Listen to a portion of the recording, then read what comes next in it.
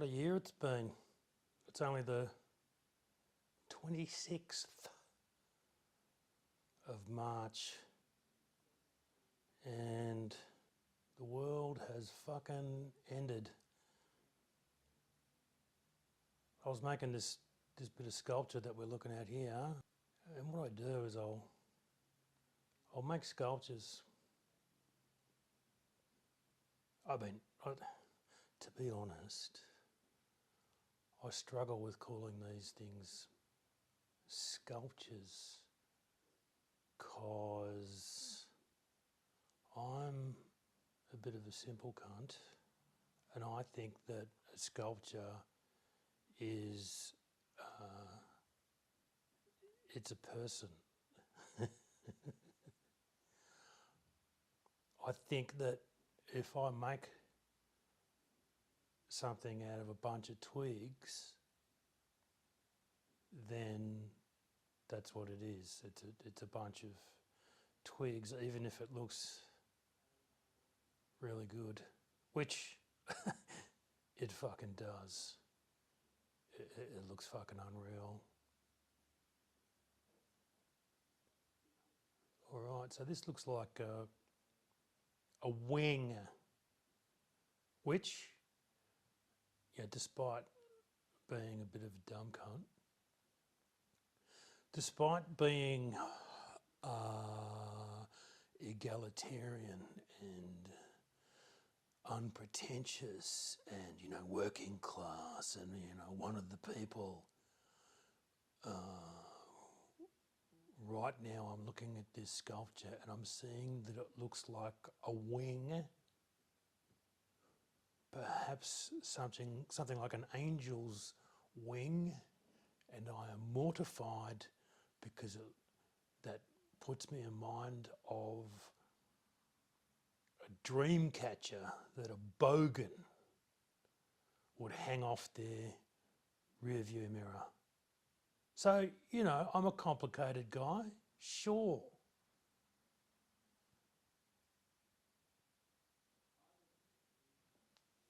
What am I doing? I'm moving the camera around apparently to get a better view of my artsmanship. Okay, so I've got a couple of thoughts I need to get through them pretty quickly if I can. I don't want to waste too much of your fucking time. Obviously, I'm doing this. I'm picking up branches and twigs off the side of the road. I am laboriously, in the case of these branches, tensioning the branches with wire. What's going on here? Hang on. I'm tensioning the branches with wire. This video seems to have gotten to a point, and did it stop itself or did I stop it? There's clearly an edit point. Oh, you know what? I'm not going to edit this while we're... All right, we'll go back here. And we'll zoom in. No, we won't zoom in. We'll play it and we'll let it go. People love this shit, by the way. They love... People will watch other people playing fucking video games, so I'm pretty sure people will watch... Well, here's the thing. I watch this kind of shit all the time. It relaxes me. Not so much that I don't have to take blood pressure medication, but anyway, hey, I'm a middle-aged guy. The other day I get my eyes checked and they go, oh, you got cataracts. In probably 20 years you'll have to get them lasered. You'll have to have lasers direct into your eyeballs to destroy these cataracts, or you'll be eventually a 90-year-old blind man, which, to be honest, for some of us, the idea of being a 90-year-old blind man is attractive, isn't it? You wake up, you feel your way around, you make your fucking twig sculptures that you can't see, which is great, because they look sort of like a wing, which is sort of potentially very cheesy. What you don't know, and what I do though, is that this sculpture, from the angle you're seeing it from, Here goes. We'll find another angle. Let's see if we can find another angle. Boom, bam, there. This angle here. All right. So in here, that's concave. This part here is flatter, right? And what the plan is, I'm using 0.3 mil stainless steel wire to tie these branches together. What I've got is a heap of 1 mil stainless steel wire, and I'm gonna fill this out with stainless steel wire in captivating curls and curlicues and spirals and beautiful returns and you fucking name it, to create a bowl shape or basket shape in here, so that potentially this whole thing, this will become a very fucking fancy basket. And the other thing, right, that I'm going to do, this wood is, it's just branches. You might be able to see different textures. You know, normally with wood, what you do is you treat it. You do things to make it look good. I haven't done that. This is raw. But what you don't know, and that I do, is that I am gonna get a fucking heat gun, a goddamn heat gun. Oh, and see, there's a Band-Aid on my finger. Look at that. Oh, see that? Craftsman. Oh, see that? Cool person, cool tattoos. I've got a lot going on. I'm going to get a heat gun and I'm going to scorch all of this wood black with a heat gun. I'm going to try to. It should work. Burning equals blackness, the blackness of night. Which shouldn't be a problem for the stainless steel wire. I might have to go back over the stainless steel wire and scratch with a wire brush soot off these bits so that they're nice and shiny, which is what I want. I want all these highlights, right? Because if you think about like 3D animation, they put these dots, but you get an actor and you put a green suit on them. I know I'm losing you with this. I've gone off on a fucking whole other tangent. Anyway, 3D effect, it makes it more 3D if you have highlights on something like this where it's three-dimensional, but it's not that three-dimensional. It doesn't have an incredible amount of depth to it. So I used wire to bend this shit, right? To bend all of these pieces, to put curves into it, like a bow, like stringing a bow. That's how I bowed these bits of branch, and I left them in a bath for 2 days in water. Then I left the branches for a couple of months at least, just because I was doing other things, and also let's see what happens, right? Then I took the wire off a couple of days ago, and I had good bends in the branches. I mean, the branches already got bends, but I wanted to bend them up, right? Here's the thing, right? When you're doing this kind of work and you're wiring things together, you don't have to be using heaps of clamps to hold things in place while you wire them. So it helps if the curves are already there, so you're not forcing curves with your hands while also wrapping wire around there, because that's how you get fucking arthritis from forcing your hands into painful shit.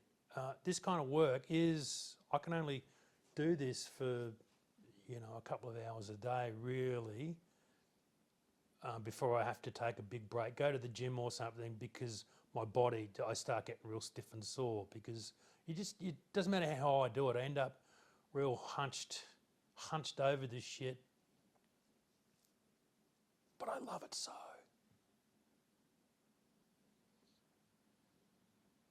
Oh, here we go. So here, I've got a bit of copper wire that I used to put a couple of thicker pieces together, and now I'm getting rid of them. Yeah, who cares? So I'm doing this, and this is what I'm going to fucking do, right? I don't know why I'm swearing. I got aggressive all of a sudden. I'm sorry. I was going to get back into stand-up comedy, and I decided that I really don't want to get back into stand-up comedy because you can't talk about anything that's real without noticing that you're not getting booked, you're not getting gigs. If you do stand-up comedy where you talk about actual things, and we know what the actual things are, that if you talk about them, your career just suddenly flatlines. I think I've been experiencing that kind of stuff. I've had some people not getting back to me who I thought, I just assumed they would get back to me, and then when I've checked in with them, they've been sort of, they didn't sound real enthusiastic, and I thought, yep, I get the message.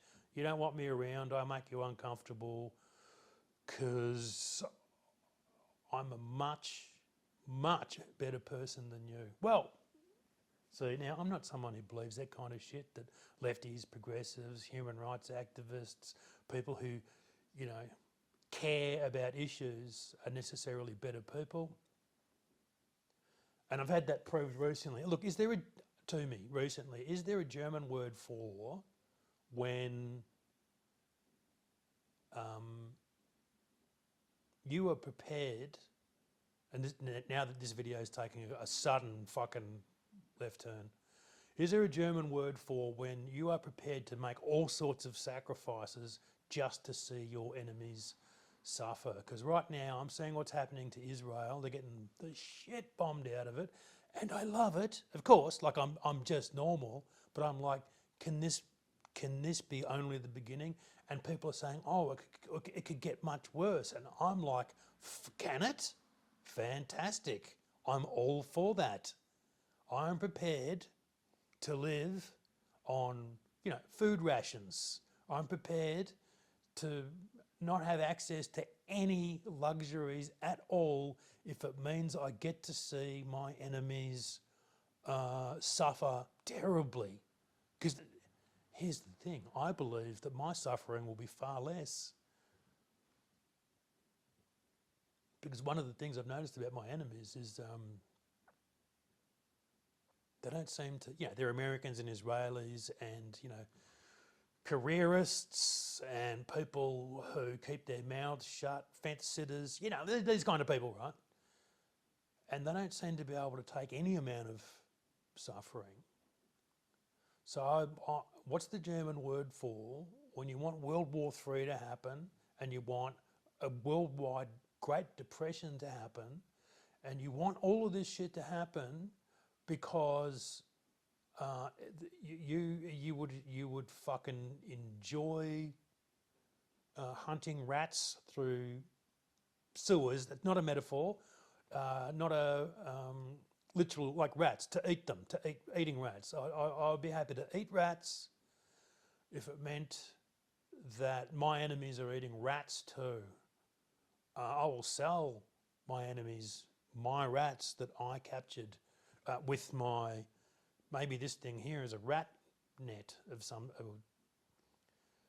a rat trap. I could build rat traps. You know what I would do? Actually, this is the only reason I actually gathered you around today. What I want to do, what I really want to do, when everything collapses because my enemies couldn't run what's a bloody Aussie larrikin bloody saying? I couldn't get a root in a brothel. Couldn't organise a piss up at a brewery. Wouldn't know their arse from their elbow. Don't know shit from clay. Things of this nature. All of these things. This kind of stuff. When everything collapses and I'm surviving, my wife and I are surviving because we're resourceful.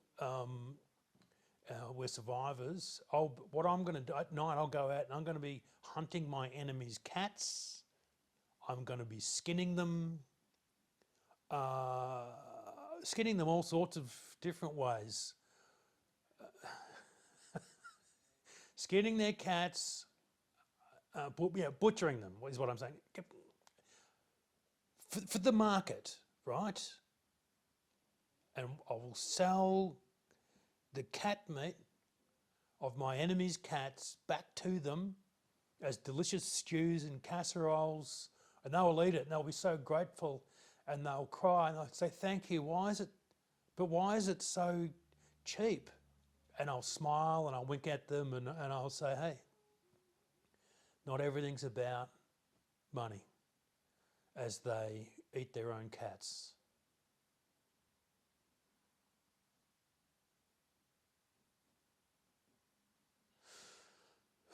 I know, I'm pretty sure when I started talking earlier in this video, I've probably mentioned at least 2 things, and I haven't circled back to those things because I don't remember what they are. And there's just going to have to be fucking loose ends. We don't have to... Okay, I'm not going to try and make that mean anything. That's just what's happened. Goodbye.